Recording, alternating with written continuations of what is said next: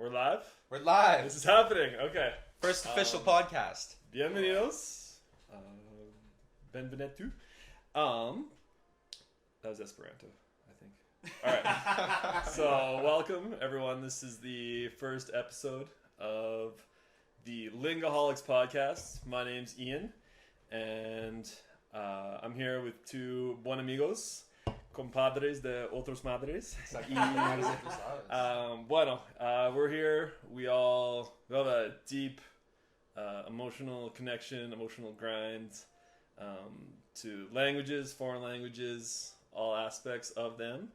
And for a long time, I've wanted to get together with some friends, amigos, and just talk about our life experiences with these foreign languages. And I know I've met lots of people, similar paths, similar passions that also kind of want to talk about these things, how we learn these languages, go about our days with them, go about on our travels, adventures, setting our goals with them.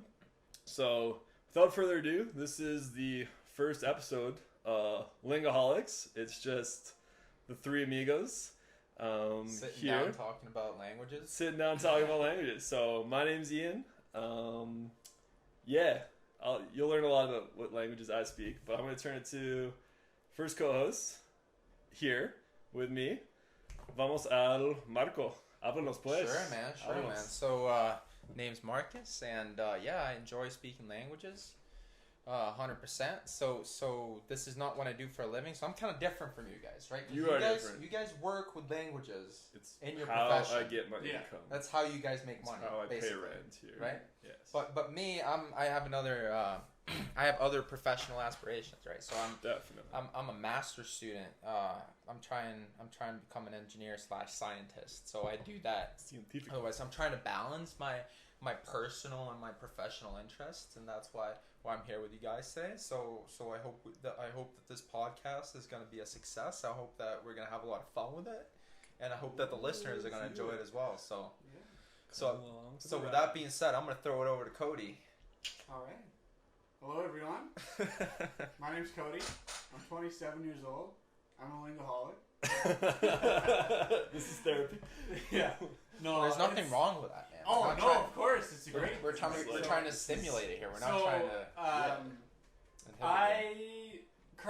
I speak 5 languages fluently. That would be English, French, German, Spanish, and Mandarin Chinese. And the three of us, we all share in common the learning experience of French, German, and Spanish, and that's really what brings us all together. And so for me personally, I love learning languages. I'd say it's my passion in life. And in addition to it being what I try to associate my profession with, I just think it's tons of fun. It is fun. Like, it's one of the coolest things you can do in life. It's a blast. So the thing that I've been thinking about recently, why I think this activity is so fun, is that it's literally the best way to like socialize, like meet new people or something. You know what I mean? Like, because like if you're trying to make friends, if you're trying to find new people to hang out with, like okay, you can go play soccer or whatever, but it's not like you're playing soccer. You're not talking. Right? Yeah. Like the whole point of going and speaking languages with people is to talk. Yeah. And literally, if you have nothing else to talk about, you just start spewing out bullshit. That's kind of how start it works. Talking. And that's what I find. You're just riffing. Like I think maybe the first time me and you met at the meetup, and it's like, hey man, and then it's like because you have an incentive to talk to someone. That's kind of how it is. You basically get you kill two birds with one stone, right? Like you practice your language skills, and you get to know more about whoever you're talking with, right? Exactly, right. You're establishing whoever you're meeting. Yeah, but there's definitely two different types of language learners. There's the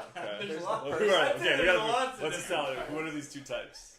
So first of all, we have to super nerds and the super nerds. So we have to let the listeners know that we've been going to these meetups for various types of languages. First of all, Cody, do you just want to explain real quick how the meetups work and in terms of like the different languages or like the in normal times or during Corona times? In general, not Corona times. And we can give Aslan some love.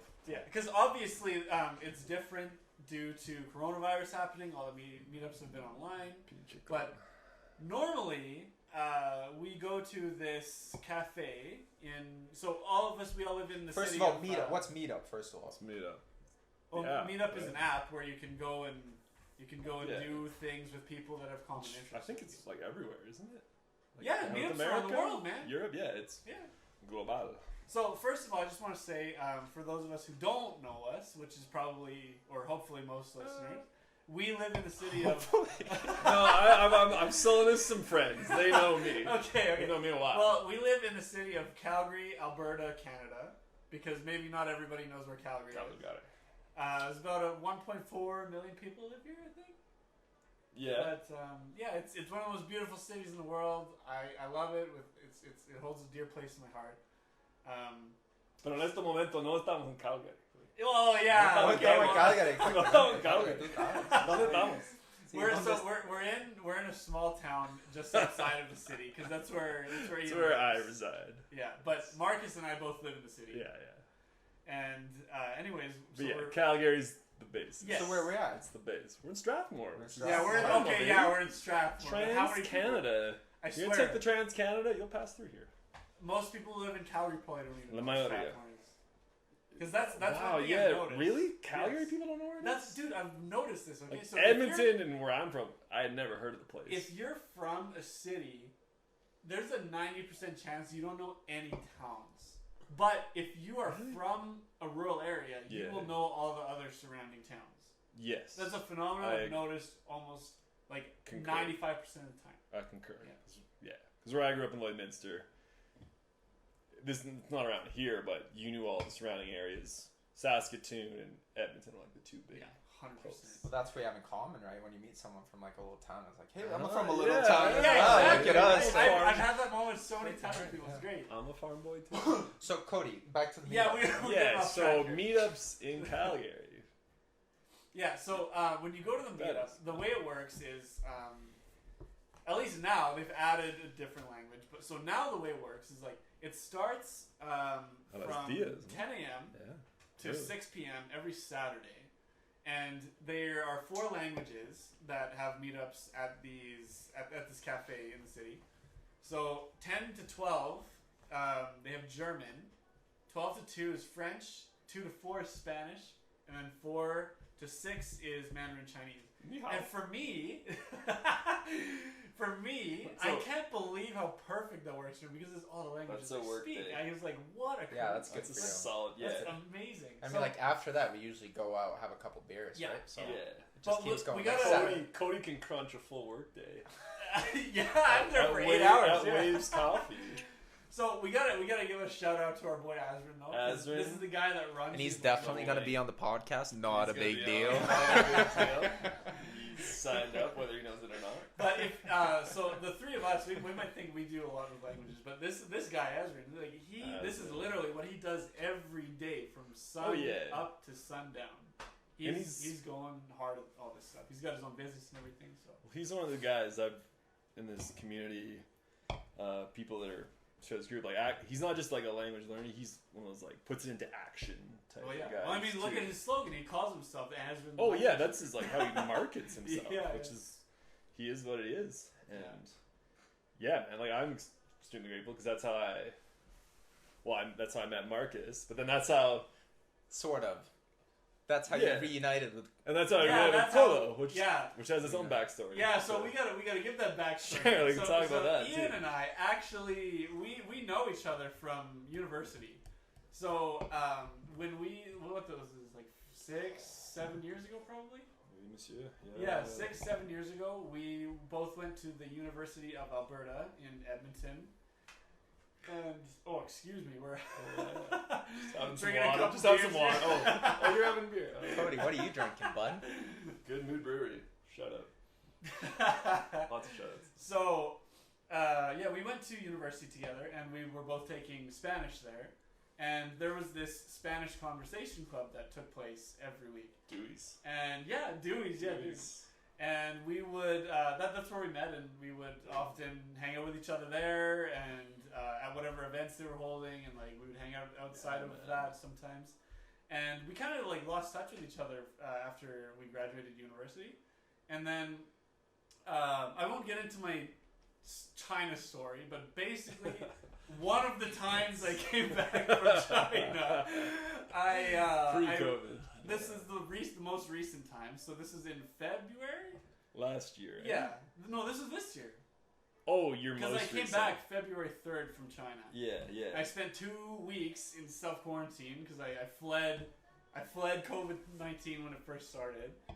And when I came back to Calgary, I went to the meetups, and I was going to the German meetup in the morning, and I saw Ian there. I was like, but what the heck is that, Ian? No, but I knew you were coming back. Okay, this is where Markus. This is where I come Markus from. is So wait. Puente. So wait, this is actually really funny So he's the bridge. because He's my the bridge. perspective, from my Yes. perspective, so basically we used to go to the meetups when you came back to Calgary or when you were living in Calgary. Yeah. But then you went back to China, and then we stopped after you went back to China. This was last year. Yeah. We stopped going to the meetups. Like no one went to the Oh, you meetups. didn't go for a while? I didn't go for a while. Oh. I didn't go for a while. So I'm a Puente. Yes, but it's funny, right? So we're all about stories on this yeah. podcast. That's literally the point of it. So It is, yeah. so one Friday night, I'm just at home or whatever, and I'm kind of bored or whatever, and I'm kind of sad because Cody left me for China. Oh. So Kodo. I'm sorry. Well, I'm Kodo back. Sifway. It's okay. It's okay. I'm back. Sifway. so I was like, so I'm young because we had the agare chat Agare. on WhatsApp. So Agare. I was telling all my friends or other friends like, hey, like I'm going to the meetup tomorrow. No Kodo. Screw it. Sin Kodo. I'm going to the meetup tomorrow, cause I'm gonna go find new Cody. I'm gonna find some person that'll fill that gap. Optimistic. I'm gonna find some person that fills that gap. So I go there, and literally the first person I sit down next to is Ian. Right? But that was French though. So you were that particular week. You were still at the beginners table in French. yeah, so I was at the beginners I think table. you were whatever. being modest. So I sat down at the intermediate to advanced table, and I was For right next to Spanish. Ian. No, for French first. No. No, because this is literally when I first came in. Sorry. Yes. Yeah, wow. Good memory. Because when I first came in, I sat down next to you, and I was Yeah. like, oh, ça va? Je parle français. Tu viens Exactement. And- Jamapple Cody. Ian just said something. Ian just said something back, and I was like, "Come on." Comment? I didn't understand anything because my French was so bad at that point. And then after that, I kind of just migrated to the beginners table and just hung out with Azram for a little bit. Oh yeah, with his clipboard or whiteboard, Yeah, whatever. Yeah. whatever he uses. Something like that. And then after that, you came over to the Spanish table. I was like, yeah, man. "Hablas español también, parce." Hey, Parce, no me mientas. No me jodas como así. Yeah. And then we just started shooting the shit, and that was kind of fun, you know? Yeah, man. I remember just talking 2 hours straight. Yeah, and that was fun. I think But I even after I that- even got your number. It was Yeah, like 100%, romance. 100%. But the funny thing was like, yo, I just met some guy who kind of looks like Cody a little bit. He doesn't really have the beard. Gives the But Alberta vibe. He's from Alberta and he loves language. It's literally Cody. Yeah, because I remember you messaged me when I was in China. I was like, yeah, I got some dude to replace you. Yeah. I was like, oh, I just felt my heart sink. I was And like, that's the oh. funny thing. So the story comes back. So I remember like flying into. I was back in Europe for a little bit. Right. And I was flying into Canada, and I land in Vancouver. I turn on my phone, and I get like a bunch of text messages from Ian. It's like, dude, I know Cody. I know this guy. Okay, but You no, remember that? I do remember, but here's the even more like being in the dark part. So like we all went into Ali's apartment, hanging out that one time. Like I think we first all got together, but this is Sin Cody, like pre-Cody coming back, and you guys are talking about, oh, you're like Cody too. Cody number 2. I'm like, oh, Yeah, 'cause cool. that was Whoever this Cody guy is, I'm his doppelganger. because that was like a thing like before, like when I first met you, and I was like. Yeah. Writing in the chat like, hey guys, I found the new Cody. Yeah, you're like, I found the new oh, Cody. you're the new Cody. You're Cody the new Cody. 2.0.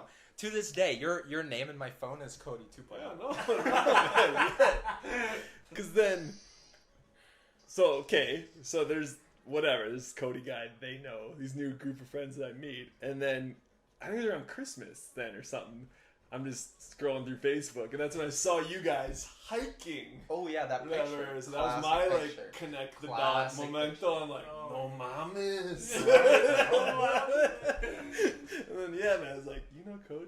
Yeah. And then it was like this trifecta. This all came about.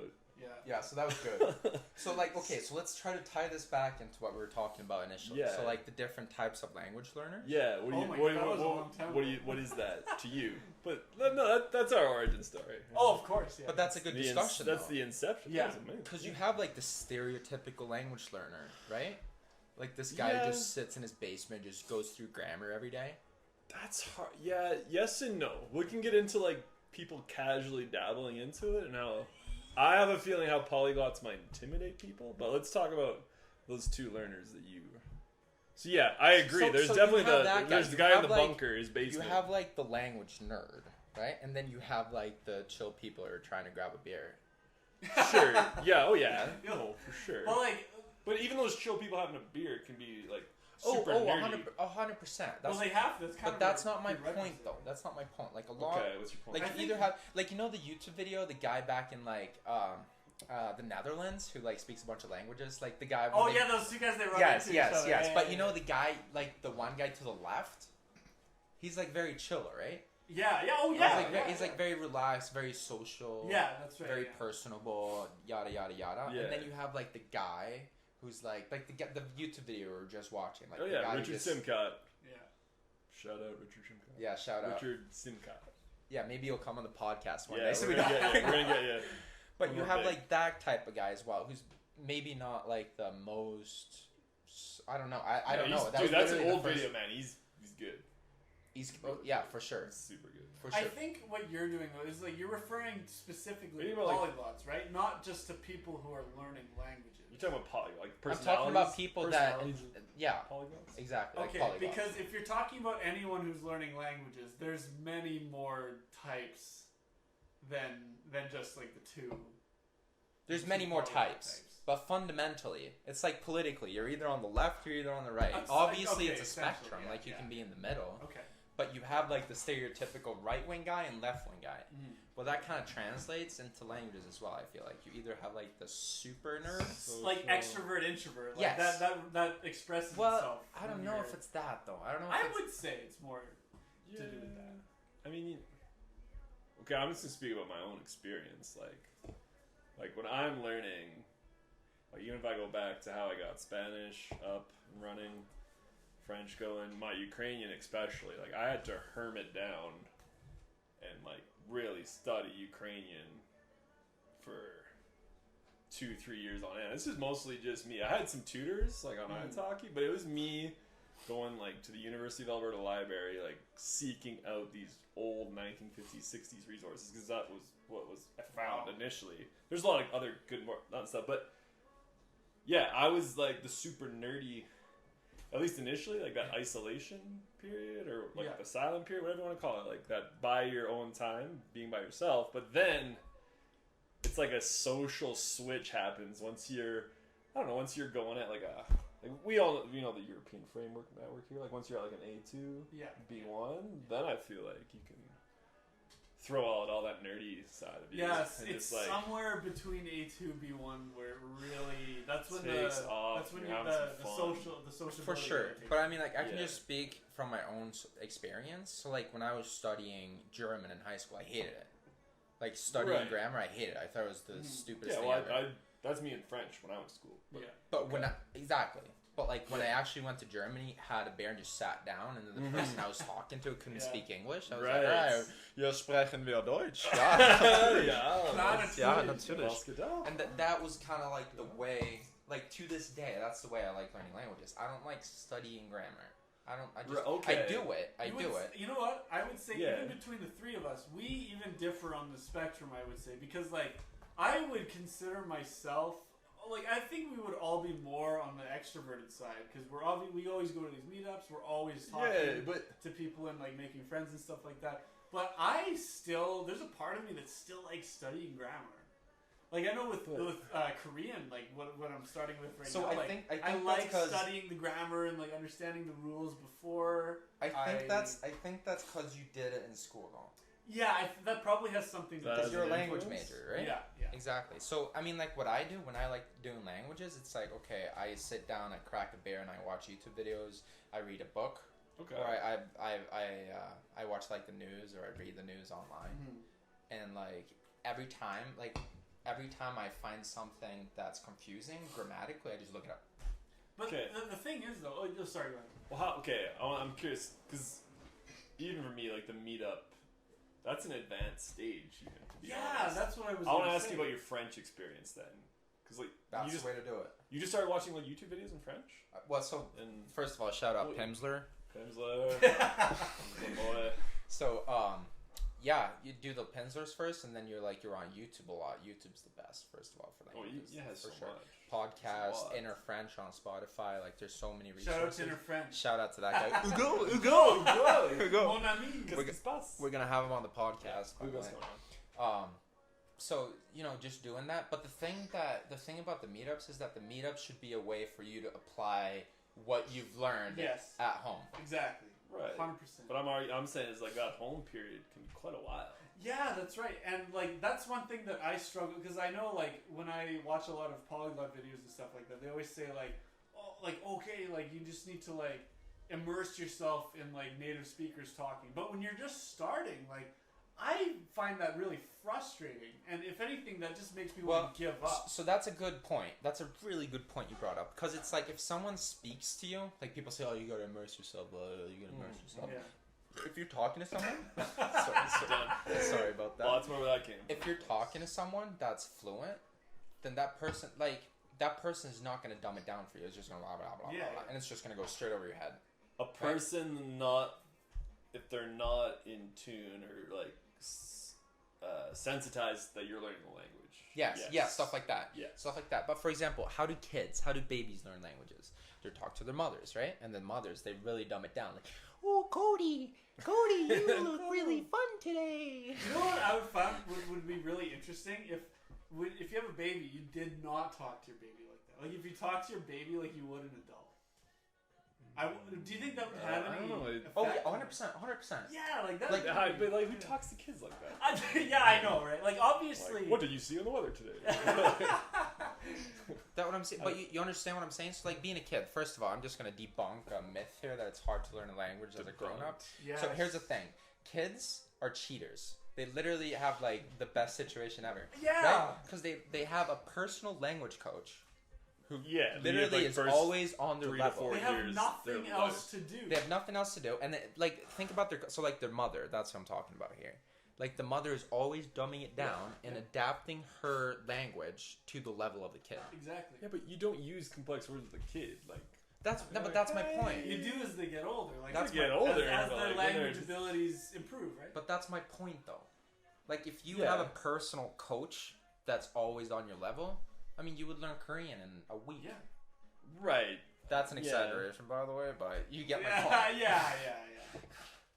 You get my point. Yeah, there's a progress that you're making the whole time. And I'm a Spanish and French high school teacher, so that's my job. And Not a big deal. no, like, so I'm teaching. They're not like, hi kids. It's not like kindergarten play story time or whatever. But like, like dumb it down. I don't know if that's the best word. You're just like, it goes back. Some listeners, like, it's called comprehensible input. How you're always trying to say enough that they can understand as much as possible with throwing in some new stuff. Input plus one, right? Input plus one, X plus one, whatever formula. Languages aren't math, but yeah, that's the idea, basically. And as kids, though, I feel it's just very natural. Like, they're absorbing even more than we think. Because they're pick those things sponges. up. Like, They're kids, absolute like, sponges. they don't have really their own formulated thoughts and their sense of self, right? Like, they're obviously so much different from adults, but like their way of viewing things, like they just want to absorb everything. Yeah. Whereas when you Well, become I'm an kinda adult, like that. I'm kinda like like that. you start to try to like project your ideas on the world instead of just trying to absorb things all the time. That's a good point. But I mean, like, I'm still like that. I feel like I'm always trying to. Well, yeah, and you can. That's the beautiful thing about the human brain is that you can change how the way you view the world, right? So like my whole theory is that I'm a better language learner now than when I was 6 months old. Oh, 100%. I'm Oh, constantly 6 getting months better. ago? No, when I was 6 months old. 6 months. Oh, when you were 6 months old. Oh, obviously, yeah. That's I not don't know, obvious though. Like a To, lot well, of people to, are like, to me, that's obvious. What but makes- maybe not to most people. What makes you better now? Like, my for brain me, works it's better. purely attitude. My attitude during high school to, like, we can talk about, like, our... Because I remember my exact inception moment when I got, like, super into languages or, like, knew I wanted to do this. But as much as, like, strategies and, like, what we're talking about, like, saying things people can understand, for me, it was purely attitude. Yes. How I treated the value of foreign languages. Oh, 100%. That shifted too. 100%. But what I'm saying is that my hypothesis Okay. is that my brain right now Yeah. is better Uh-huh. at learning a language than it Then was you're a kid. Yeah. when I was a kid. I Right, would say yeah, the yeah. same about myself. Yeah, and I think there's a study, like... So like if I right now, and I've done this, I did this with Spanish, right? If I go all out on learning a language and I'm just at home and I'm talking we gotta to talk people, about what whatever. all out means, too. So like when I do 100% of my time when I'm awake, if I dedicate 100% of my time to only doing one language, that's all out. What do you mean by 100% of your time? So I wake up, straight away I just go do Spanish For the whole day. for the whole day. Oh my god. But what does that involve? Like, are you listening So to when music, watching movies? So when I was in Colombia, by the way, Medellin. when I was in Medellin, like I woke up, I went down, I had brekkie. I had brekkie with my host family, and I talked to them in Spanish, whatever. And then after that, I had a couple classes, just talked some more in Spanish. Then after that, I just went and, I don't know, just went around town. So like a big deal for me, a big part of the learning experience was just going into like stores and stuff and talking to people. Yeah. Just trying to communicate. That was kind of like that was kind of my meetup, right? That's when I applied the stuff exactly. there. I just walked around and talked to people, right? Like if I got a cab, I would just talk to the taxi driver or whatever. And that's like, I think that is That's really, full immersion, but that's all. Yes, and full Yeah, well, immersion. you're right in it. Yeah, like Colombia. Like, So look, just for the listeners to know, it took me 5 months, and I was basically fluent in 5 months.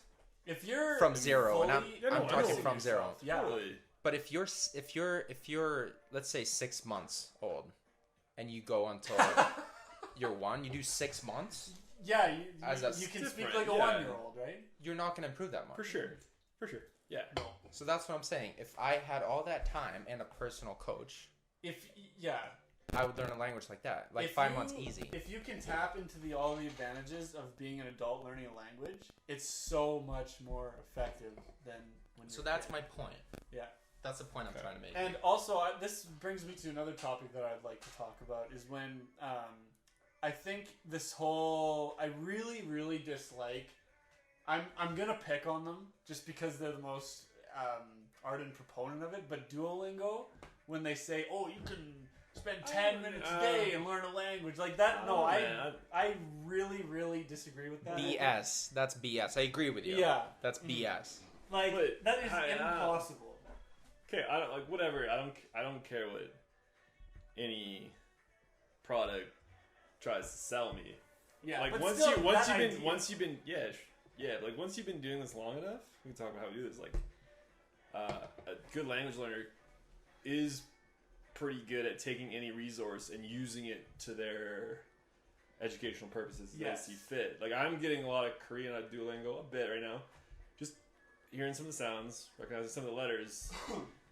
I could care less like what they have to tell me about when I'm gonna be fluent or whatever. I'm using it specifically. I know, but I'm using all these tools in different ways. what I'm trying to say though is that like maybe I shouldn't be picking on Duolingo, but like you can't just think that if you put 10 minutes a day in, you're gonna eventually get fluent. It does not work like that. No sirve, I- no No, sirve. sirve, claro, no sirve, sirve. sí, pero si empieza con 10 minutos cada día y 10 minutos tras una semana es más de una hora. empezar, pero para mantenerlo, para No. subir al cima, no va a funcionar, parce, tú sabes. Yeah.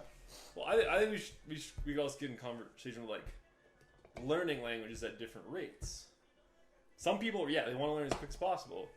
But I find once you get into this, you can be comfortable being like, okay, the way I'm going, I'm probably going to get to this level in like a year and a half, 2 years. Yeah, and there's this. Whereas like, I have a trip I- if I have a trip in 4 months, then I'm going to escalate my efforts and. Yeah. And that's obvious for me. Like I picked up Spanish in like 5 months. Yeah. But now I'm trying to do French while like doing my freaking masters, and it's not. Yeah. Obviously, if It's you have not the things same. going on in your life. Yeah, you know, like it's not the same. For sure. For sure, it's not the same. Like if I can get an hour and I'm happy. Meanwhile, like when I was in Colombia, I was doing 24 hours. Like so I was hard. dreaming in Spanish, right? So hard. Yeah. Yeah. But here's the thing. That's the way. You don't have to do it that way, but if you want to get good, That's the best way to do it. that's It's the just only the way to do it. full-on assault. I am a really big What fan. is the full on assault? Like What when is you use as much possible time as you possibly can Yeah, I to agree. absorb comprehensible input. Look, let's take English as an example. I know a lot of people that are trying to learn English or are not native English speakers that are still good at English, even though, let's say they learned English at home. They live in Germany or whatever. Their English level is good. But in order for it to get great, they're not going to be able to live in Germany. That's just factual. That's not, it doesn't work that way. Is that for the people they're around, the media they can consume? Like, what would be the main reason they can't, like, Because go over the hump? because their brain is in German mode. Yeah. It depends what you're doing. Like, you're never gonna meet someone ever that's like awesome at English that doesn't live in an English speaking country. I have met people like that. Who? Well, you wouldn't know. but When I've been abroad, like I've met people like obviously not very many, and usually it's more the exception than the rule. Because like whenever I've been abroad and met someone who who's like speaks English as a second language and they sound like a native speaker, I would say 90% of the time like they went abroad, but it's possible to do it without going abroad. But not to get like really good. Like you. I would say it's Okay, possible, what are but we you talking? have When we to say put really in- good, like, we're talking like B2. We're talking like C2. We're Dude, talking, C2's Yeah. Like Okay, what do you know? C- I want to ask. C What do you is guys- about- What do you guys think of C2? Okay, like, I don't even know. C2. I really don't know C2. I don't know. C2 is like you're doing it for your job in like any professional sense. Like, I still think I'm a B2 in Spanish. Yeah. Like, covering on C1 if I really applied myself. I don't know, man. I don't know. I just know that you have to go B2's there. awesome though. B2's Yeah, amazing. B2's No. when you're at B2, For sure. you I can got talk todo. about most I things. got For sure, 100%. But if you want to be like 100% bilingual, like 100%, or trilingual, or whatever you want to call it, like if you want to master a language, like master, you got to go there. You got to listen to the juerga. You got to listen to the Oh, la jerga. la jerga. Yeah. You know what I'm talking about. Yeah. So how would you say that in English? Like the jargon. slang, the jargon, exactly. You gotta listen to the jargon. You gotta listen to the accents. You gotta listen to all that stuff. Yeah. But you can only get that if you're like in there. Yeah, you and that's true. 24/7. And if that's the case, then I would think that it's.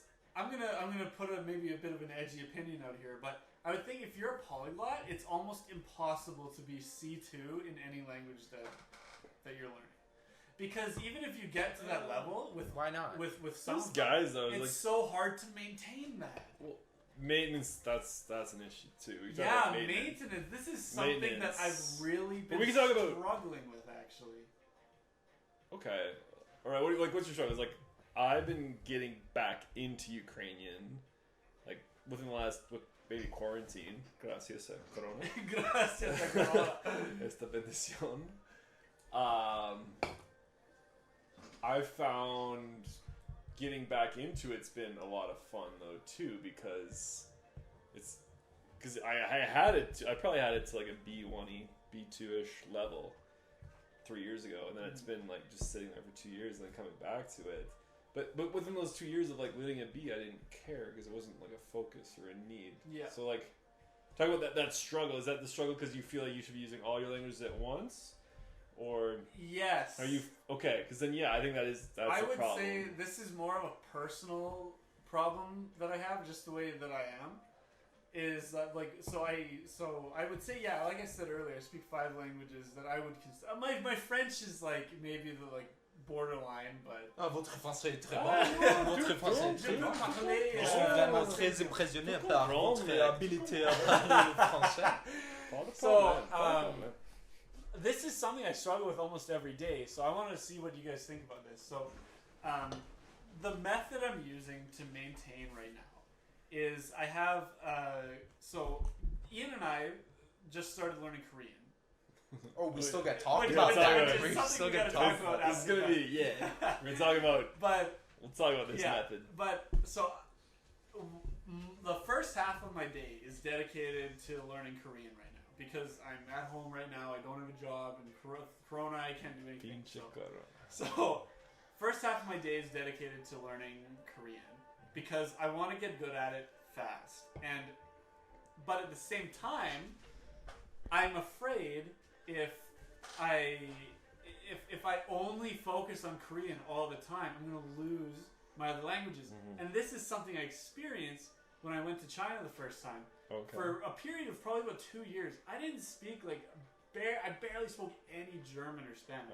And when I came back to Canada, when I went back to the meetups to practice for the first time in a while, I could feel the gears just like clicking That in my head. rust, like, right? Yeah, but Right. it's really easy to pick back up. It is. It took me about It's a just month, like or two, science. but I don't want to Science is the have same to. thing. I don't want to have to go through that phase again. That knocking off the And- rust. And so I go through a bit of a crisis almost every day where I'm like, oh my god, like, is this the proper method to maintain? Like, so, oh, sorry, I didn't finish what I do after that. So, What do you do? so I have my first time in Korean, Fastest way. and then the rest of the day is just focusing on one language because I personally believe it's better to have immersion for a long period of time instead of just doing like 20 minutes a day or 30 minutes a day or whatever. I think like the full-on assault of having as much in your brain as you possibly can, it really helps you be able to think in that language better.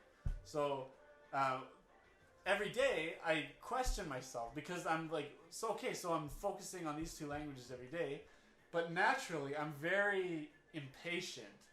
And then I think like, oh, okay, like I've got these 3 other languages that are just sitting there, like, is that affecting like how I'm gonna unfed maintain children? them? Just Like, am I gonna progress at mopey all, or eyes. is it just like flatlining, like a dead person? Like, like I don't know. What do you guys think about it?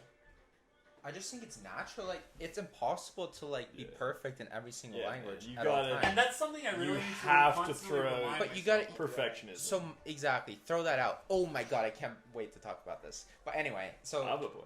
just going back to that, about the whole, I think so. Like my opinion or like my perspective is that like you should have these languages on like standby. I don't like that though. Like, No, No. I know you don't like that, but bothers because you're a But perfectionist. it's pragmatic to do It's that. pragmatic, but you're Super a pragmatic. perfectionist, and that's a problem. Everyone's That's a problem. a perfectionist. I know, and it's, We're gonna- it's, It is a it's problem. We're costing gonna me. cure Koto's perfectionism. Yeah, it's costing me. I need help. For sure, please for sure. No, but I want to talk about something Vamos a la because terapia. I'm so happy you brought this up. Because like everyone else, I've suffered from a fair bit of perfectionism before, and You're an engineer. So. yes, it's problematic because it can literally destroy your life, Yeah. which can be a problem, right? So, so the thing about language learning, which it has taught me, is that it's kind of taken that away from me. It's kind of like taught me that you don't have to be a perfectionist to go to the meetup, for example. So if you're afraid, so like I went to German with like. so what I'm saying is like sticks and stones. so what I'm saying is that like as a language learner or as a person in general, like the thing that's holding people back, the thing that's like impeding their language learning is that they're afraid of making mistakes and they're afraid of people laughing That at them. is a different topic. No, it's the same. It ties back into that perfectionism. A little bit, but like People want to be perfect. People are like, Okay, I don't want to. yeah. I don't Yeah, want to yeah, go to yeah. the meetups to speak French perfectly. Like, Yeah, everyone's okay, gonna yeah, laugh at that- me, whatever. But here's the thing: I go to the meetups. I kind of suck at French. I make mistakes all the time. People laugh at me all the Beautiful, man. time. It's wonderful. Not a big deal. Not a big deal. You see what I'm saying? But like before when I was younger, I more had that attitude. Oh, like I'm insecure. I don't wanna make mistakes. I don't want people laughing at me, whatever. Now it's like whatever. You know what I mean? Like, sometimes whatever. it's Sure. hilarious. I kind of suck at this. Like whatever. You know what I mean, though? And like that perfectionism is a language learner's worst enemy. Yeah. Yeah. And this, for me personally, this is something that I have gotten over. Is because I used to be afraid of making mistakes. It was never crippling for me, but I was always afraid of it. But now I couldn't care less if I make a mistake. That's what I'm saying. Because, and this Brush is something, it off. I would say this is way more important than the issue of like being a perfectionist with maintaining. Because when you're a perfectionist in regard to making mistakes, that is debilitating in your ability to improve. It's a huge, as a teacher, I have a huge philosophical problem because I believe assessing languages is something different than math or science. It's way because, different. okay, a student said, un mesa. Okay, técnicamente it's una mesa. Yeah. Right? But I know what they're talking about. Exactly. Una mesa. So by docking 0.5, okay, it should have been una mesa. Like, it's just a very trivial, novel example. But it's just like, I'm still stoked that they maybe identified table without getting like an article. Yeah, there you go. Right? And like, I don't, so I'm just starting to be like, I encourage stakes. These like, because in a school, right, it's all about the marks and your percentages and all that. But like, mistakes, you gotta have like a freewheeling attitude, especially with a language. It's like, I encourage kids, because if they're making lots of mistakes, that also means they're getting a lot of things right still too. Yeah. And that's getting me stoked as a language teacher. I agree with that. So like what I do when I teach, I don't teach languages. I teach thermodynamics. It's a little bit more dry. Oh. It's a little bit more dry. No, You it's soft. I'm not read saying some that it's dry- better. I'm saying that it's soft. You read some dry articles. It's just like, why would you want to learn thermal when you Peer can learn review. German? You know what I mean? Yeah. Yeah, it's boring. But I understand that. So Yeah. like the thing, like if I were a teacher, if I were in your position, Yeah. I would just grade off of effort. Oh, effort's huge. Yeah. If someone doesn't give a Enthusiasm. crap, then 0. But if someone's Yeah, like, I mean, like throwing around some cuerga, throwing around some, Oh, yeah, or at least getting trying, into you it. know, Trying it. the people that enjoy it, the people are like, hey, me gusta, you Yeah, know, like whatever. I don't know. I would- Like I would be like, I would with- just empower that student, you know.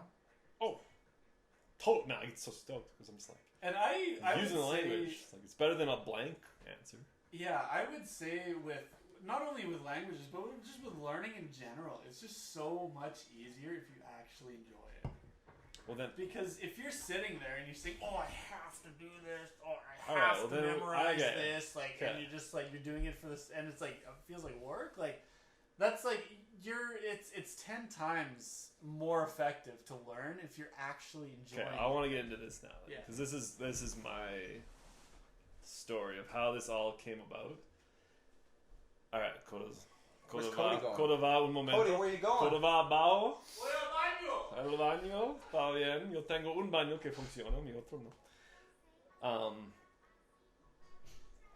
man. Anyway, Train of thought. you're the teacher here. Yeah, so okay, we talk about attitude. That point, you enjoy something. Alright, you mentioned how German was German just like another subject for you in high school? Oh, I hated it. Hated it. Yeah, like, I mean, I took French because, like, But here's the thing, I no kinda one hated was high actually school, so- fluent. Okay, yeah. So maybe this Hated spreads all to, of like, it. But I especially a hated lot. German. I especially hated sure. German. But was it mandatory for you too? Like, did No. you have to take? Well, foreign language was mandatory. You had to take a foreign language, right? Yeah. Like, here, I think we could leave French at grade 8, grade 9. That's still kind of the way it is.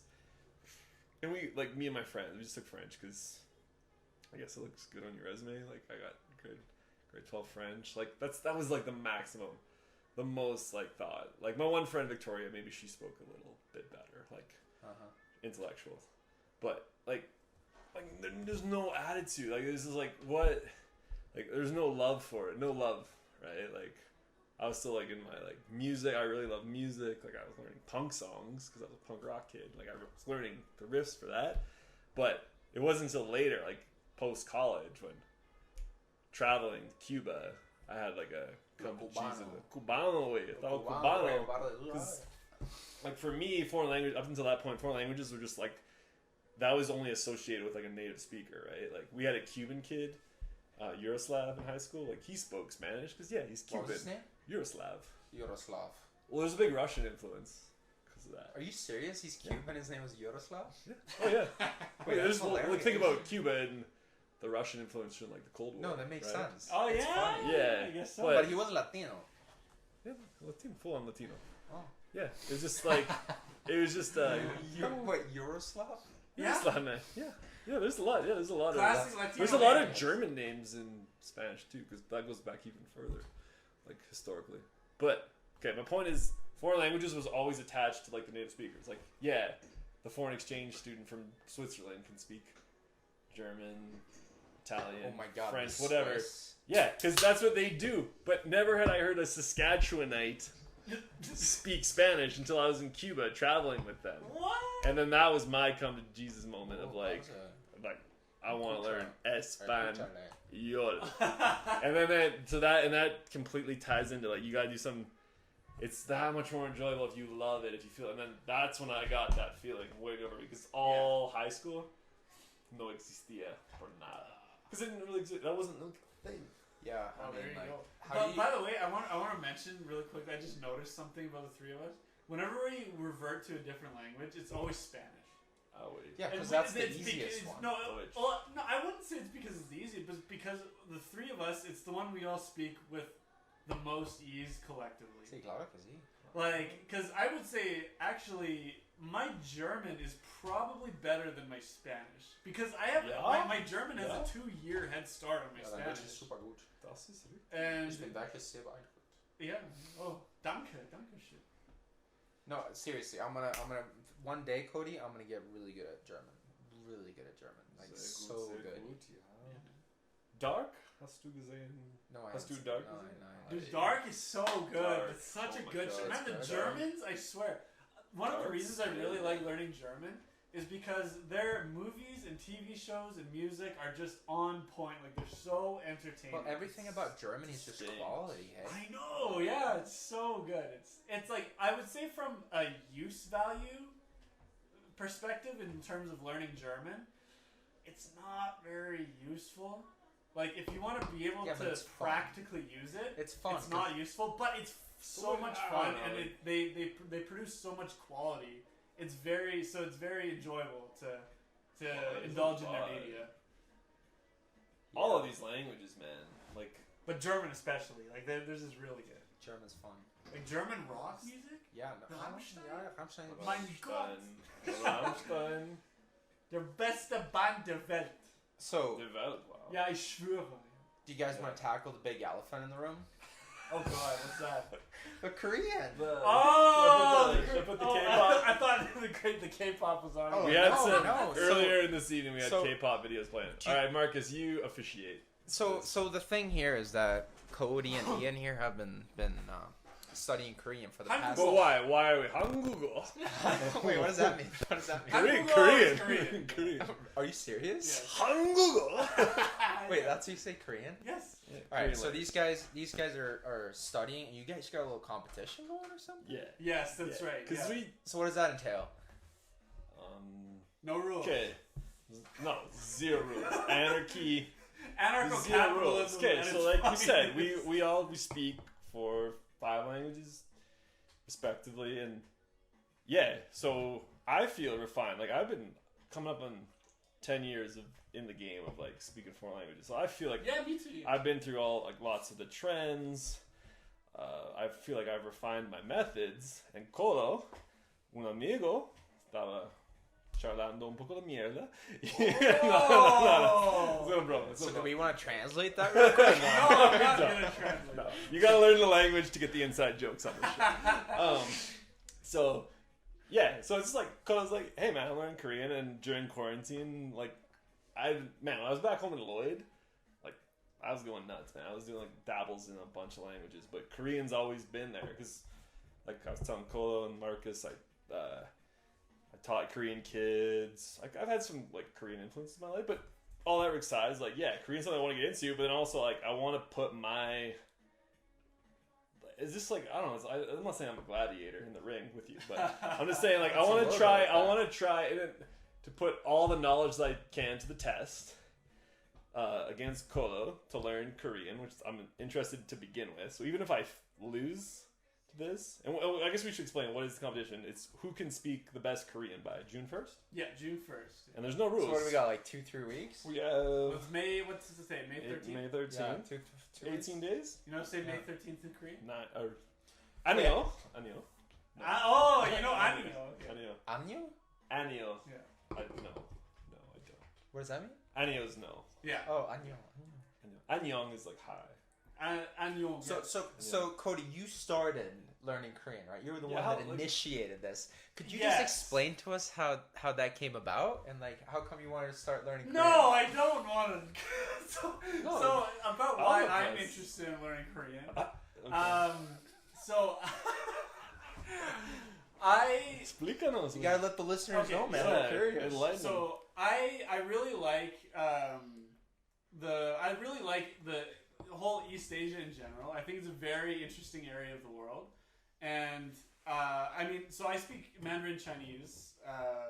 Probably at what jiao Cody.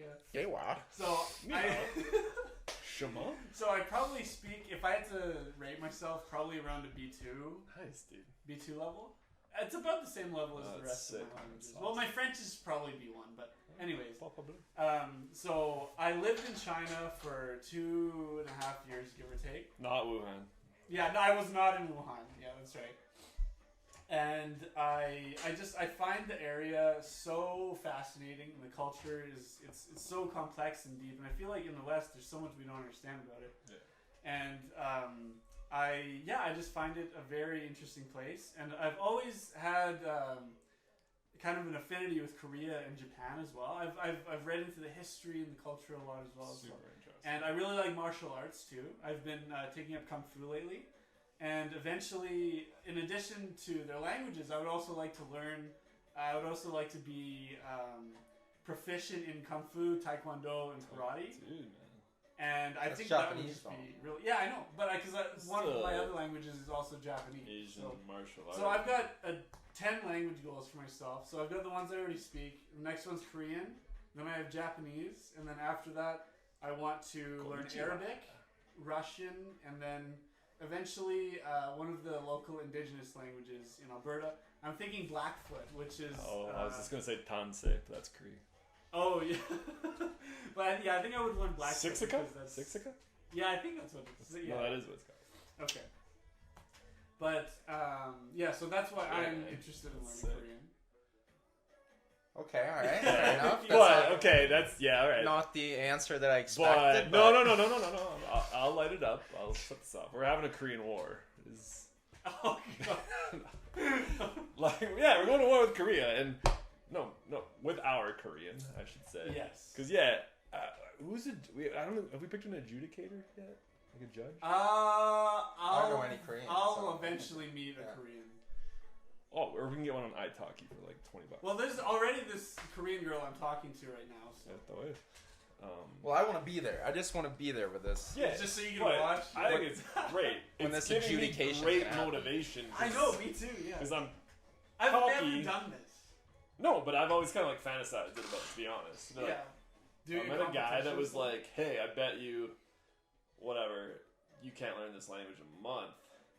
Then I feel like I can like activate my whole arsenal, all the methods, all the strategies, everything that I've done over the last 10 years to like, all right, like I'm gonna distill this down and I'm gonna do it, but like, I'm gonna do it my way. You know what? This is exactly what it is. This is totally gladiators in the ring because I'm doing the exact same thing. I feel like I have really honed in my methods and my skills of learning languages. Yeah. And the way that I'm doing it right now, I'm surprising myself at how fast I'm picking everything up. So do you guys want to spill the beans on your strategies, or is that against the rules, or no? Hell no. What are you doing? What am I doing? I need to be doing more. You said you're dropping the ball. Yeah, like because like I was telling you guys, like German has been like I have a German tutor every other week right now. So that was like a big thing even before Corona. But Korean, even before this challenge was like officially accepted and initiated, I had learned the alphabet. It's my first Asian language that I'm like really fully taking on, like not just dabbling here and there. Okay. And my methods right now, I've got the alphabet down. I'm a huge Memrise. Shout out to Memrise, memrise.com. It's like digital flashcard system that I love. If you have audio on that course and I don't have to type, even better. I can pick up a ton of stuff because that's like a spaced repetition flashcard system. So that's for more than just Korean. That's for like basically any language that I'm going to attempt. So I'm going to go to Memrise. Duolingo to start, although some of the phrases are getting too long and I don't like overload. Especially with the Korean alphabet, for me it's getting overwhelming. Yeah. So I've resorted to more audio-based Michelle Thomas, hey. Himsler, and I feel like once I get those two really cooking, then I'll go back to more of the alphabet-based resource, like Memrise. Like Memrise, it's not like Latinized; it's like written fully in Korean. Yeah. But I feel like if you're getting, I like short phrases, like 5 syllables or so, and I can say it within 1 to 2 seconds. It's like a really nice chunk for my brain. I'm all about chunking.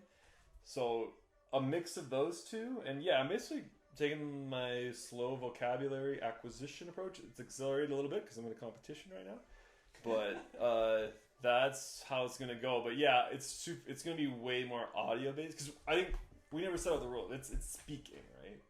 Yes. That's what we're doing, right? But you're not going to write a test. No. My mom is. So I think with Pimsler, Michelle Thomas, but having, because that alphabet's it's not difficult. It's just like when you start mashing it all together. Yeah, and like your brain. It's giving me it's some of it's overload for the brain. Yeah, I would say like your brain isn't. So wait. what I've been. Okay. Yeah. What? I was just going to ask about the alphabet. Yeah. How does the alphabet look like?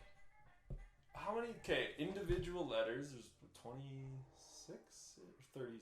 40. 40. Sorry. Okay, there's 40. So we're way above whatever. No, but it's what they Our do alphabet. with those. Well, it's English what is they do. 26. That's what I'm saying. No, So we're but way above here. English is linear, right? You don't have A's on top of B's with a C like on the side. It's like A, B, C. Like it's linear. Korean, yeah, you learned those 40. I forget the name of the alphabet. Whatever. Hangul. Hangul. But then they start mashing them together. Like any Korean expert right now is gonna like laugh at us. But yeah, how they start putting it together. So you have to like really. Sometimes you're reading it top to bottom, and then all of it's still like side to side. Yeah. So is it 40 fundamental symbols? Or Yes. And sometimes a sound will have like 3 or even 4 letters in the sound in the block. Sound. Yeah. So that's what for me. I know that's what's making. So it's the getting- reading it's non-linear, so so it's like you can just put things together or whatever. Just make like a completely new symbol or sound or whatever. But you still have vowels and everything. Yeah, like yeah. Like for example, okay, I'm watching KBO right now, the Korean Baseball League, because Corona's infested North America. I'm a huge baseball fan. Yo, by German the way. soccer's opening up this weekend, by the way. Bundesliga, yeah. Ah, well, Dortmund, Schalke, ja. Ah, das ist- Natürlich, ich werde das gucken. Ja. Guck mal. So I was watching the KBO, and it's a Latino guy playing on the KBO league.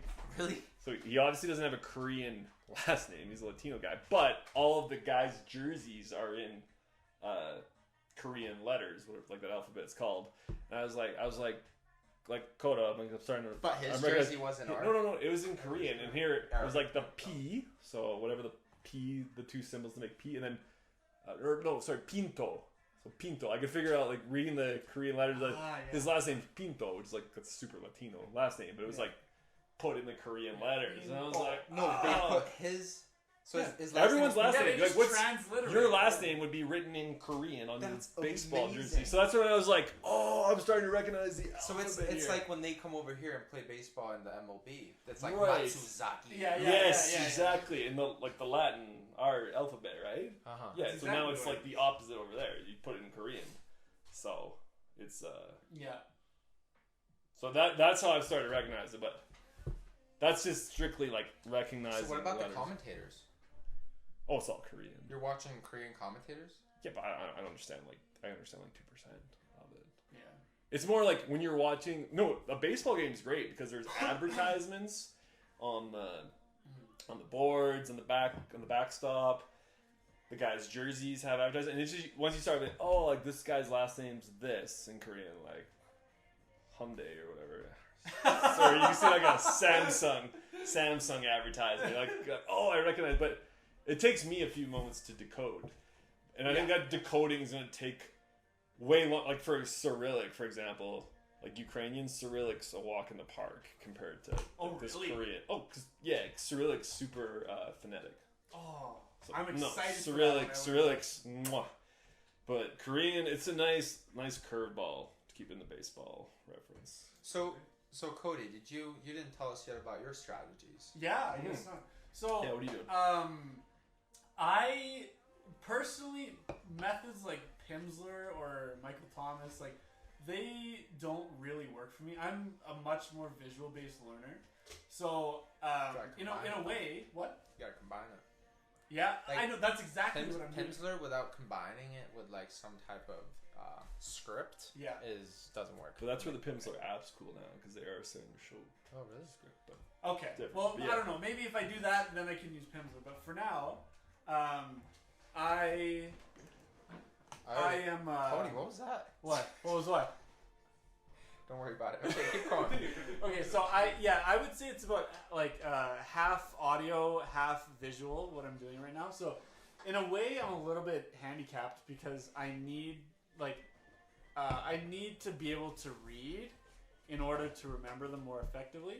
So I've been doing a lot of reading and sounding out to myself and doing some listening at the same time. Oh, yeah, I'm good. Well, you gotta combine it. Yeah, that's what I've been doing. I've been combining. So I've been using primarily 3 different methods, and that is I've been watching videos on YouTube, and I've been listening to podcasts, and I have been taking this free online university course because I'm too cheap to buy anything. You can get. There's so much good free stuff. Exactly. Yeah, if you want to learn language, you don't need to spend money. Like there's this myth behind, like, you need to get like Rosetta Stone or something stupid, or like you need to buy a course. Like, no, you don't need. From all the polyglot people I met, like everyone hates Rosetta Stone. That's the only language. That's the only language resource I'll totally crap on. Everyone else who tries. Rosetta Stone. It's like I don't know. It's just super corporate. It's lame. Yeah, but Pimsleur's kind of corporate, but it's still good. No, but Rosetta Stone just gives off that. No one likes it. No one likes it. So, anyways, I want to give a shout out to the resources I'm using because they're really good. So, the podcast I'm using is called Coronavirus. Oh God! So, maybe we should wear masks. Yeah, I know. Yeah, we should all wear masks. Zushbit. So, I'm using on Spotify. I'm listening to Talk to Me in Korean, which is really good. And on YouTube, I think the best YouTube channel I've come across is Korean Uni. She's fantastic. Oh. Very wonderful. She explains everything in very clear terms. I know who that is. Yeah.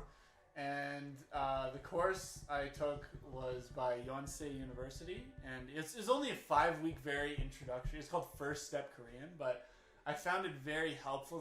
The videos and the lecture notes and the quizzes they had were all very helpful to be able to learn. So I use those 3 in tandem. Mm-hmm. And so, like, for example, I would take a big chunk of the morning to do the course. I'd blast through that. All the while, I'm, like, reviewing stuff and repeating stuff and watching things over. Because I think in the initial stages of learning a language, repetition is crucial. Like, you can listen to things over and over again, watch things over and over again.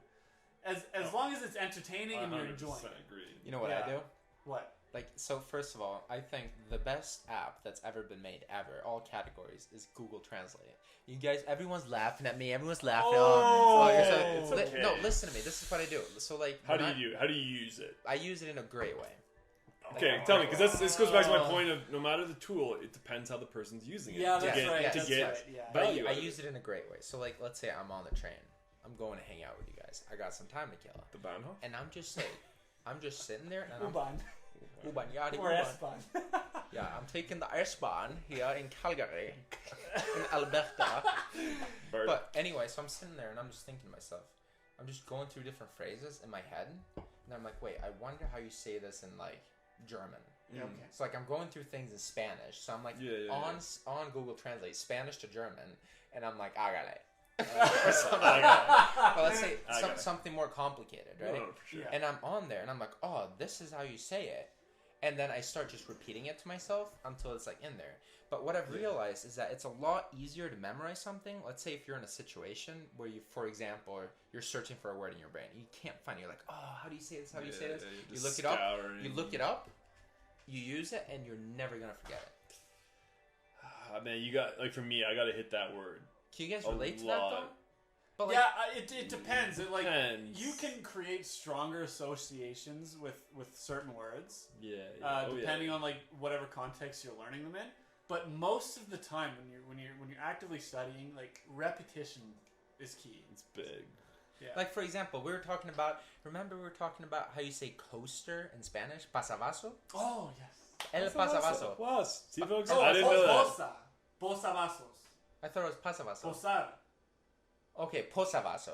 Yeah. Okay, I screwed it up there, but hey, But you got the general. Here's the thing. I remembered it because I was like, hey, how do you say this in Spanish? And we looked it up. That's what I mean. Yeah. And now I associate that word. Yes, but you can't be in With that moment. situations like that all the time. Strictly from that context. Yeah, that's true. Like looking it up? Yeah. Okay, because like, yeah, see that's, mine has some kind of memory. Like we were at the meetup one time, somebody ordered a bagel, and they were starting to spread butter on it, and we were all like, oh, how do you say to spread in Spanish? Distribuir. Yeah. No, don't get me wrong. Circumlocution, like speaking around, is great. Yeah. But like it's uler or ular, like ULER is the verb. Uler. Which I never used that verb up until like this person at the meetup. But that's how you learn. But I remember that distinctly because such and such person was ordering a bagel, spreading their mantequilla. Uriendo la mantequilla. Yeah. Like so, even Azrin didn't know because it's all like frequency. How often do you have to know like spread? But that's a good example though. Like it's a context. But it wasn't a Google Translate. When you're in a situation, you're searching for the word. You're like, oh, I wish I knew how to say this in this language or whatever. You look it up, and after that, you're gonna remember it. Maybe not always. Not me. Not I tend to like forget a lot. You just have a godlike memory, apparently. No, when it comes to that, but like if I'm sitting with a list of like 100 words and I'm just going through them, I'm not gonna remember those. Oh no, of course not. No, and that's a common mistake that a lot of people make is they sit there with a vocabulary list and you're like, okay, like screw that. Mantequilla, pan. No. Cola, whatever. We'll have episodes about like the best methods. Alright, I'm gonna go hit the baño for a little bit. Okay, you do that. I'm gonna take a smell in that workout room. Yeah, it should be fresher than usual. It's hasn't worked out for a while. But alright, cool. Let's talk about Korean. Yeah, we talked about our Korean challenge. It's awesome. What do you find is the most difficult and the easiest part about learning Korean so far? What's the most difficult? Most difficult's been just some of the resources I've been using. They've started off okay, but then they get too complex for me right away. Really? Yeah, like I which know ones? like Memrise, for example. Like I love Memrise, but then it'll be like a really long sentence. That's too much load on my brain. I need like short, snappy phrases. It's like, and I'll start connecting all those phrases later on. That's more of a resource thing. I'd say definitely reading. Some of the characters I can I can pinpoint right away. I know what they are, but other ones my brain is still like, especially when you get into those like the vowel ones with like the or the whoa and way and like the W those ones, the W ones, the vowels. I really have to like look, and like I feel this is going to take way more repetition than usual. And that's fine. That's okay. Like the fact that we're doing more of a speaking-based challenge means I'm going to go to more speaking-based methods. So definitely, and then the grammar is definitely different. We talk about like subject, verb, object. This is but the it's first. not subject. What is it like? Subject, object, verb. Subject, object, verb. This is Yeah, my it's an first SOV. break with SVO that I've Yeah. ever had, So and I think I'm dealing with it a lot better than I thought I would. yeah, no, for sure, and that's still something my brain is wrapping around. Yeah. Like, I haven't read a paragraph of Korean yet. Oh no, of course not. It's been short phrases, Yes. those courtesy things. I'm still in the phase where I'm just looking at stuff and I'm just basically repeating them. Like yeah. I'm doing a bit of my own output where I'm like Mhm. thinking of stuff to say and like how I would put certain sentences together. But most of it is just looking and observing and seeing how things are put together, repeating slowly what everyone is acquiring. saying and stuff like that. And I would say for me, like, yes, even though it is speaking based, I still need to do a lot of reading and looking at things because that's just the way I remember things. Like, if somebody tells me a new word, I won't remember it. 99% of the time, if there's no context, I won't remember it. But if I look at a word, I'm 17, 18 times whatever, however much you want to multiply that. I'm so much more likely to remember something if I see it, especially if it's in Latin, in the Latin alphabet. Because right now, something I've noticed is like I've never memorized a Korean word from looking at Hangul. No, I could tell you Korean words right now, but not based on. Yeah, exactly. I've only memorized them when I've looked at the Latin alphabet romanization, right? Right. And But even romanization's tough sometimes. What? I find romanization's tough sometimes. Yeah. Time, depending on the word. I don't know. For me, there's something about the fact that my brain is so used to Latin alphabet. When I see it, it's cool. implanted in my brain. So I need to rely mostly on reading.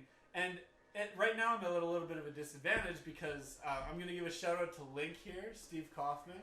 I think his website is really awesome, and I use it for all my other languages, but for Korean, I can't really use it. Wait, who's this guy? You're laughing. Steve. I met Steve. You Twice. met Steve Twice, man. Oh no, yeah, I haven't even. Wait, We haven't even got into our travel experience. Wait, who's Yeah. Steve again? Steve Kaufman. He's He's Canadian, hey? He's Canadian. Wait, he's Yeah. the guy who worked in China, diplomat. Yeah. Oh, but now he's a personality, a presence. He's a guy in the polyglot community, for lack of a better word, especially like online. And Link, LINGQ. Okay. Yeah, .com, correct? Yeah. And it's that's his website. Yeah, his website. that's It's his it. site, and it's Damn. I used to use it way back in the day. Like it's been around for a while. Mhm. But yeah, getting back into it, and okay, so you're Yeah, saying it's not working the greatest for Korean? I use it for my other languages, but I can't use it for Korean because the first link it's tough. lesson that It's I went hard. to in Korean, it was all in Hangul, and it was Yeah, like a full it's really paragraph. hard. I was like, oh my god! Like, Yeah, no. I can't do this. So I'm gonna have to put Link on hold for probably like a week or two more until I actually get a decent enough vocabulary. And that's part of this, like, getting experience with language learning is, like, you can spot a resource and be like, it's too much for me right now. Like, Yeah. I'm not there yet. Like, you just know it instinctively. Not yet. So you're like, I gotta find something different. I remember that with French because I remember in the beginning I was watching these like easy French videos on YouTube. Oh, yeah. Oh, dude, Shout that's out, a good by yeah, the way. shout out to the easy Shout out. languages. Shout out. Easy Easy. languages. I know Azrin's on There's there. also so. Easy Mosquito. Central America and Nicaragua. Wait, really? There's Anyway, my mosquito dictionary right beside you, underneath that binder. No. To your right. Lift up that binder. Flip that pink book. damn. I got that from the guy that wrote the first. That's big, man. I got that from the guy that wrote the first ever mosquito Español mosquito. dictionary in Nicaragua. Anyway, what were we talking about? That's cool, Easy by the way. languages.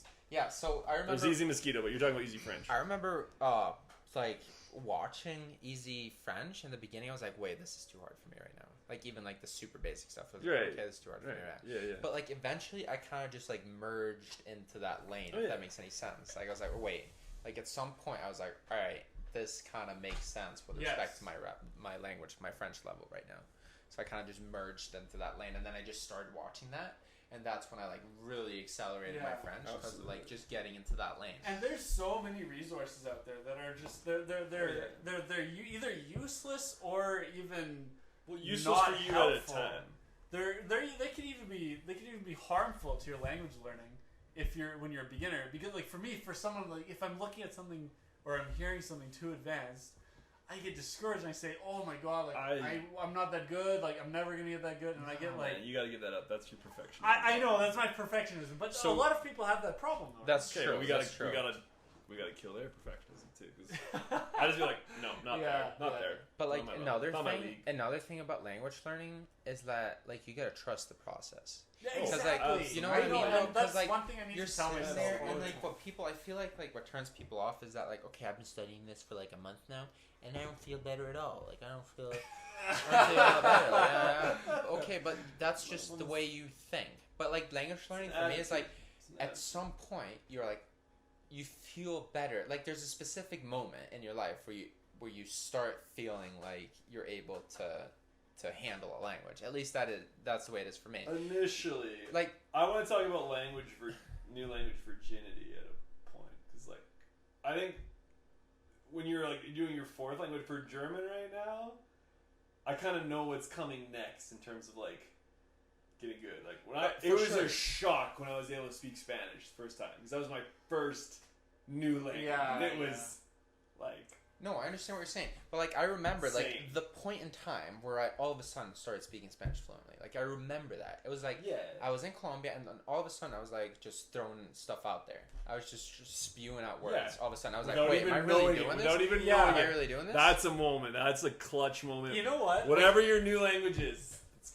And like I sort of have the same thing in French. Like there's just like one meetup where all of a sudden like everything started working. Like those neurons were firing the right way, and I was just spewing out French phrases. I had a really really cool moment with this. Actually, with Spanish as well. When I was in Mexico, so I did a month-long exchange, and I stayed at a host family's house in Guadalajara, in Mexico. And I remember I was out at a restaurant with my host family. And we were just having such a good time. We were having such a good conversation, and one of the guys in the host family, the son, he was like around. He's a bit older than me actually, but he was with us as well.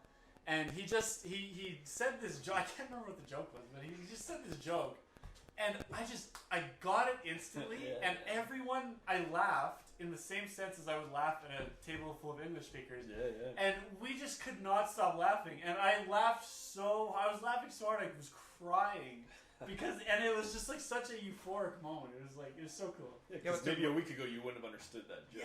Yeah. But like my point is that you're not going to feel better day to day.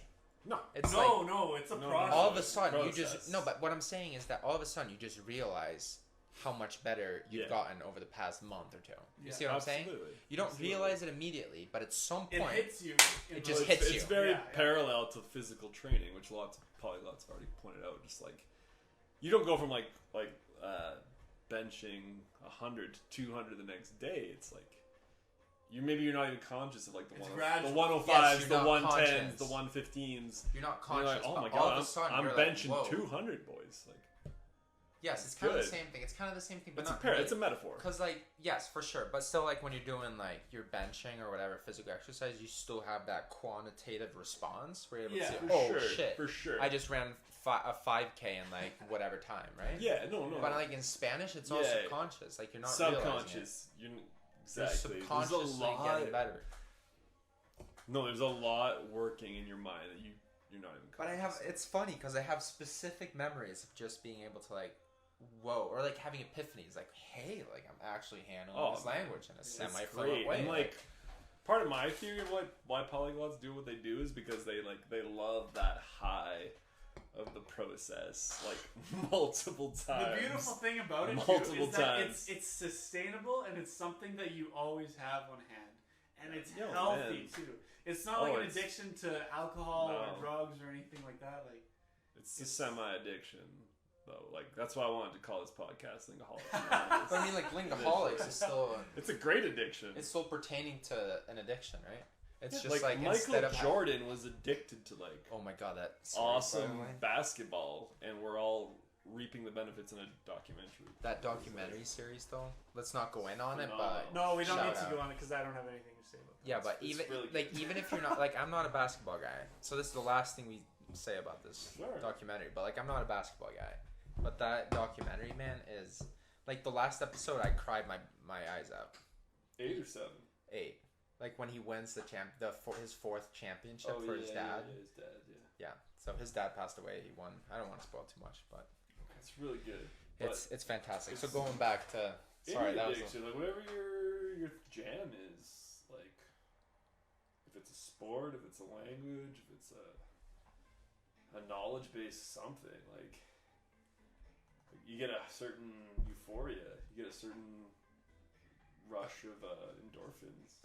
yeah, but like my attitude is like, why wouldn't you? Oh yeah. Why wouldn't you learn? Oh, this is a great song. Dude, that's a great song. Let me watch the video of this. Sí, señor. Camila Cabello. Where is she from? She's from Cuba, right? Cuba, Mexico. ¿Neta Cuba?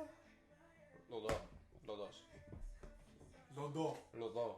Los Los dos. dos. No, este muchacho es gringo. Yeah, what's his? Shawn Mendes. Shawn Mendes. He's yeah. Canadian, hey? Oh, he's Eh? Canadian, eh? Where is he from? Oh man, eh? he's Canadian, eh? He's from Probably Toronto. from Ontario. He's from Toronto. Every famous Canadian, I swear to God, is from Ontario. Who, Drake and this guy? No, like look up. I swear, look up any famous Celine Canadian. Dion? They're either Celine from Dion. Toronto or surrounding area of Montreal, Toronto no? or See, Vancouver. yeah, she could be quiet. Montreal. Pop idea. Okay, Yeah, there's but one. dude, you just literally you just said like the like 90% of Canada's population is like Ontario or British Columbia. Oh, yeah. Yeah, so Beaucoup. that's the Well- highest probability. On- Well, I don't know. Ontario, I feel like when you're Dude, from Nickelback, come on, man! Shout out to Nickelback. Hannah. brother. yeah, hours. Nickelback. Shout out to Hannah, 2 hours north of here. Yeah. Okay, I'm gonna state a very unpopular opinion right now. I don't care. Out of But place. Nickelback is not that bad. Okay, Hey, and it drives you me know what? crazy You know what? when people complain so much about Nickelback. I'm not gonna totally disagree with Likud. Like they're not the greatest band in the world, but I swear there's this like collective hysteria around Nickelback, and it's like whenever people hear Nickelback, there's like, oh my god, like I hate them so much, I want them to die, like Yeah, there's a lot of it's hate. ridiculous. Yeah, there's a lot of Nickelback. And like hate. these people, they don't understand what they're saying. They just say that because it's cool. I don't mind it. Like, if I hear their jam, It's at cool the to hate club Nickelback. or- Wait, what's that song? It's not the famous song, but they have like this "Burn It to the Ground." Yes, That's yes. a good song. That's I a like great song, that and you song. know Burn It to why the I like Ground? this song, and I know you're gonna appreciate this, Ian. Okay, I gotta get a song. Okay, Yeah, tell me. yeah. Out of put the it place. on. I'm gonna put So, it on. I played a lot back in high school, or whatever. I played a lot of NHL 10, Oh, and that was like the theme song for chat. NHL 10. Shout out to everybody who plays NHL 10. Any NHL game. Yeah, no, but NHL 2010. That was like the theme song for that game was Okay. "Burn It to the Ground." So I remember just playing this and like having like a really good game. I'd play online or something like that, and then after that they'd put on like Oh this. yeah. Yeah. Of course. You know, I'd have like a really good game. I'd had a couple. Yeah, this It's is really got good. some, like they got some riffs. I agree with Likud. I'd have like a really good game and like It's- a couple good fights in the game, and I'd like win it. And then Yeah. after that, like after the game, this song would come on, and I'd just be like really pumped up. Dude, I just want to say something about hockey, by the way. So the reason that hockey's the best sport on the planet, or one of the many reasons, is that it's. I'm glad you have that opinion, Cody. Yes, I as a didn't know- Canadian, I didn't know feel Cody had it. like I'm obliged, but I also actually believe it because in hockey, it's the only sport where the refs will look at two guys fighting and just let it go for a bit. Like what other? Like, can you imagine two guys in basketball like pound each other in the face? Like Well, that would it happens in never baseball. happen. It happens in baseball. every once in a Baseball while. on the bench is the. But the bench is clear, but it's never like they let Yeah, it but go. it's not a thing. Like if they Yeah, see it, it's they just- shut it down. Yeah, they shut Whereas it in down. hockey, Well, every the once refs in a see it, while it's they like, get it. oh, we gotta fight. Well, in baseball, every once in a Yeah. while they let it go for like a little bit, but then the bench is clear and then like they clear them up. So, but hockey, it's like it's a part of the game. Did you see that doctor recommendation about hockey? That if they're No. gonna come back durante Corona, that they're all gonna wear face masks and no fighting. Wait, why not fighting though? Pass the virus off. Oh, No, but no, that's the doctor's recommendation. But I mean, like, full face mask. All right, no so we're fighting. Canadian. We can talk about hockey for a little bit. What do you think? What do you think about the NHL coming back in July? So what are they saying now? July, August, and then start the next season. There's something about hockey November? in summer that just doesn't compute. They might as well just postpone it, like until the Postpone or regular. cancel. So here's the interesting thing. So like if you get into the nitty gritty, like I don't know if you listen to that Lucic Chicklets Not podcast, yet, but not it's really yet. interesting because there's a thing in his contract where Oh yeah. if No, he I know scores, the deets. I know yes, the details. yeah. So if he scores less than X amount of goals over the regular season, 2 games or whatever it is, 82 games, then Edmonton or Calgary. No, Edmonton. No, here's the thing. Wait, what is it? No, Neil has to get at least 20 or 21. And he's currently at like 18 or 19. Yes, and then what about So Luch? Because they get a draft Luch pick. has to be 10 or more behind him for. And then Edmonton gets the draft pick, right? No, Calgary gets the pick. Because that meant Lucic was that much worse. Oh yeah. So than if Neil. Lucic doesn't live up to a certain potential, then Calgary gets an extra pick. Yes. I thought it was the other way around. So if the other guys, because Neil's better oh, than Lucic. okay, fair enough. Yeah. But like stuff like that's very interesting, right? It's a But the condition. interesting thing It's a is that condition. he's behind right now. So like He is, but he's behind by 11. no, I believe. no. He's That's at like 8 goals, and Neil's at 19. no. It's like he has to be 10. Wait, how is it? He's one can't goal be- away from it. Calgary has the Yeah, yeah, benefit, yeah. but they're one goal No, away from they it. have the benefit, yes, but then Because he's 11 behind Neil right now, but Neil hasn't hit 20. Neil hitting 20 is the first part of the condition. Like Neil has to still hit 20. Like for example, the pick Calgary wouldn't get the pick if Neil had 10 goals and Lucic had 0. Or even or even if Neil had a little bit. So yeah. But anyway, But he's laughing right now because Calgary, I think they're in the position to get the pick. yeah, right now. But Because they were but talking Neil about it but on Neil the hasn't podcast. but Neil hasn't gotten enough goals yet. But they were talking about it on the podcast and they were laughing about it. Okay, I need to listen to the pod. And like they were like, oh, like Lucic was like, oh, that's interesting. We'll see what happens. Whatever. Anyway, guys, we had a good first episode of the podcast. Yeah. I think we good. went an hour and 20, an hour and 30. Yeah, this is an hour and 27 right now. Oh wow. hour and a half. This is a big debut. We tried to debut the other night, and that might come out in some future form. But this is the actual. Yeah, that was the test. We did a big test. we did a test run the other night. But regardless, boys, I'm feeling good. Time flies when you're having fun. Yeah. Time flies. Yeah, and we're gonna have friends on, amigos, people like we've mentioned a lot of names and products tonight. Like who knows? Freunden, Ami, Pamio. me, Alta, Mech. Yeah, we have a lot of guests coming on. Yeah, I got like I personally had a huge list. These Chingu. guys too. Chingu. Chingu. Hangugo. You know, I thought you know how I remembered Chingu. I was like, oh my Chingu, he's like super chingon.